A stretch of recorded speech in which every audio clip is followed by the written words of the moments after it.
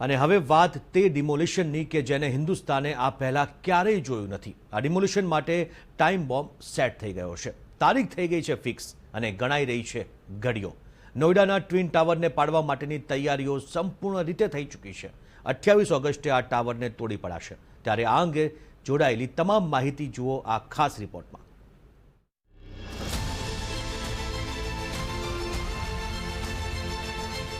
તારીખ આવી ગઈ છે નજીક.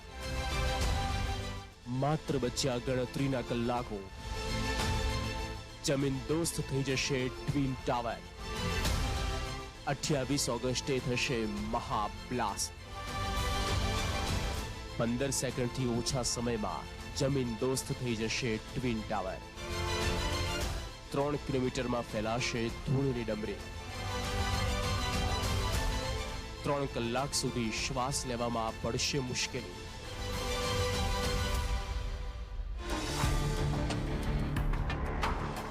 પ્લાન તૈયાર છે, તૈયારી પૂરી છે, બારૂદ લગાવી દેવામાં આવ્યા. ડિમોલિશનની ડેડલાઇન લગભગ નક્કી છે. જો પ્લાન મુજબ બધું ચાલ્યું તો દેશના ઇતિહાસમાં સૌથી ઊંચી ઇમારતનો ધ્વસ્ત કરવાનું કામ બિલકુલ અલગ અંદાજમાં કરવામાં આવશે. બધું જ ઠીક રહ્યું તો 28 ઓગસ્ટે નોઈડાના ટ્વિન ટાવર કાટમાળમાં તબદીલ થઈ જશે.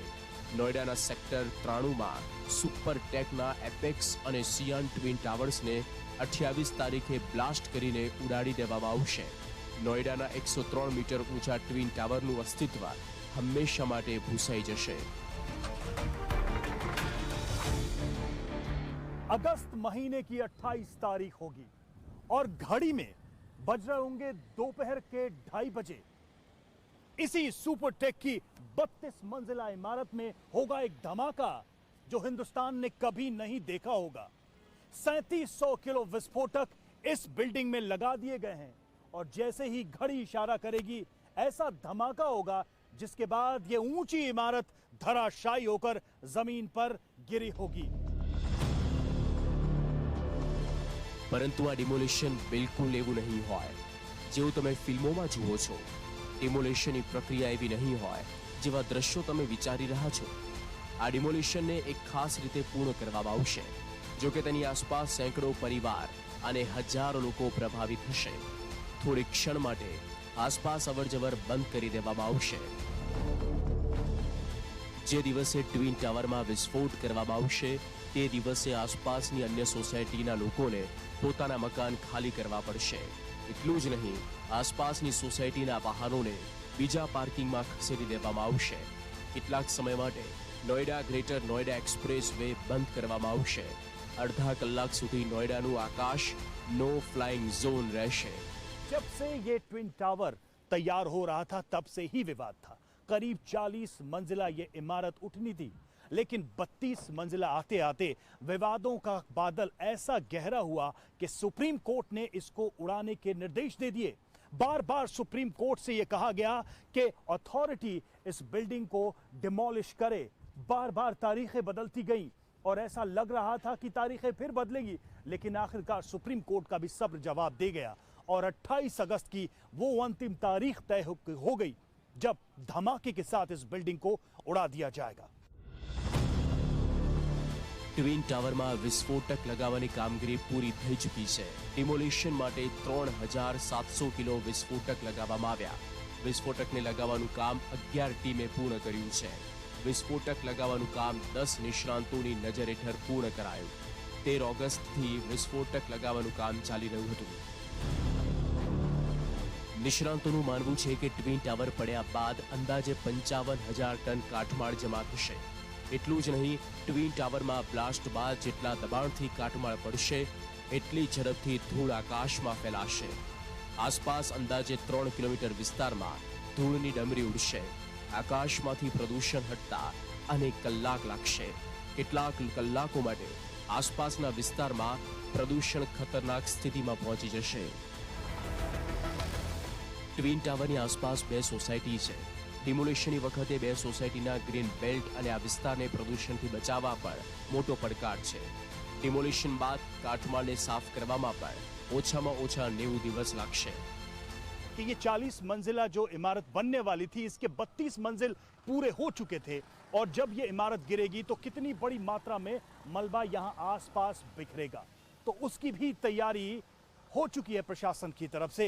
लेकिन ये अपने आप में हिंदुस्तान में एक उदाहरण बनने वाला है कि इतने बड़े प्रोजेक्ट अगर नियमों का उल्लंघन करते हैं तो वो भी जमीन पर गिरेंगे, उन पर भी कानून का डंडा चलेगा और उन्हें भी इसी तरह से धमाके के साथ उड़ाया जा सकता है। નોઈડાનો બહુચર્ચિત અને વિવાદિત ટ્વિન ટાવર દિલ્હીના કુતુબ મિનારથી પણ ઊંચો છે. બ્લાસ્ટના 3 દિવસ પહેલા ટાવર પાડવા માટેની મોક ડ્રીલ થઈ. આ ડ્રીલમાં police, traffic police, NDRF, fire brigade અને એન્જિનિયર કંપનીના લોકો સામેલ થયા હતા. 10 ભારતીય, 7 વિદેશી બ્લાસ્ટર્સ અને 90 મજૂર ટાવર પાડવાની તૈયારીમાં લાગેલા છે. ટાવર પાડવા માટે 9800 હોલમાં વિસ્ફોટકો ભરી દેવામાં આવ્યા. ટ્વિન ટાવરથી 100 મીટર દૂરથી ઇલેક્ટ્રિક વાયરની મદદથી બ્લાસ્ટ કરવામાં આવશે. નોઈડા સેક્ટર 93ના એપેક્સ ટાવર 32 અને સિયાન ટાવર 29 માળ ઊંચા છે. નિષ્ણાતોનું માનવું છે કે પાણીના ઝરણાની જેમ ટાવર નીચે ધરાશાયી થશે. આસપાસના ટાવર્સને કોઈ નુકસાન નહીં થાય તેવો દાવો કરવામાં આવ્યો. સુરક્ષિત ડિમોલિશન માટે મુંબઈની એડિફિસ એન્જિનિયરિંગ કંપની સાઉથ આફ્રિકાની જેટ ડિમોલિશનની સાથે મળી કામ કરી રહી છે.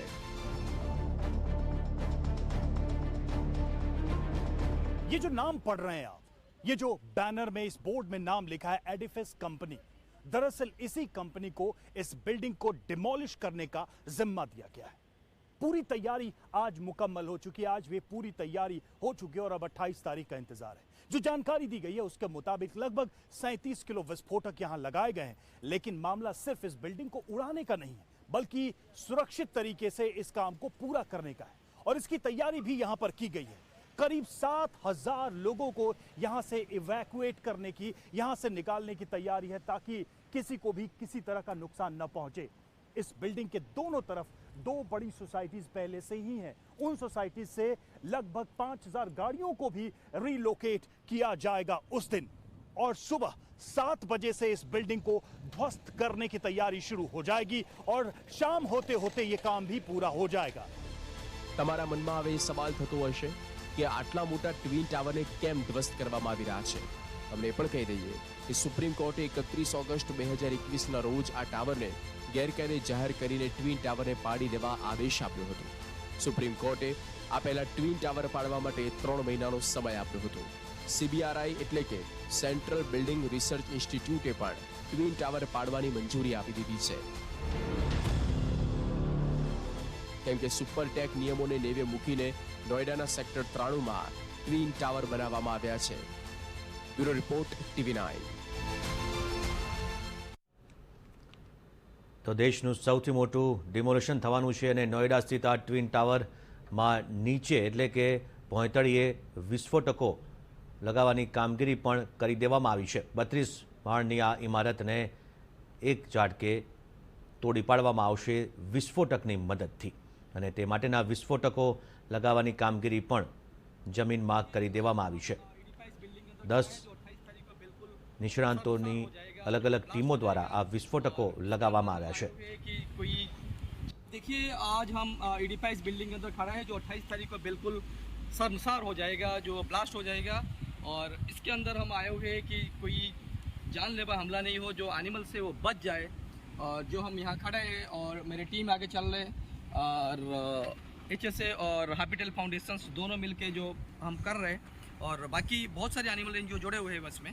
और हमारा मेन मकसद है कि लास्ट मोमेंट में किसी की लाइफ लॉस नहीं हो, कोई लाइफ खतरे में नहीं हो। तो आश्रे 3700 किलो विस्फोटकोનો ઉપયોગ આ બિલ્ડિંગને તોડી પાડવા માટે કરવામાં આવશે અને આવતીકાલે બપોરે 2:30 કલાકે નોઈડા ખાતે આ ટ્વિન ટાવરને તોડી પાડવાની કામગીરી કરવામાં આવશે અને 14 સેકન્ડમાં સમગ્ર ઇમારત જમીન દોસ્ત થઈ જશે.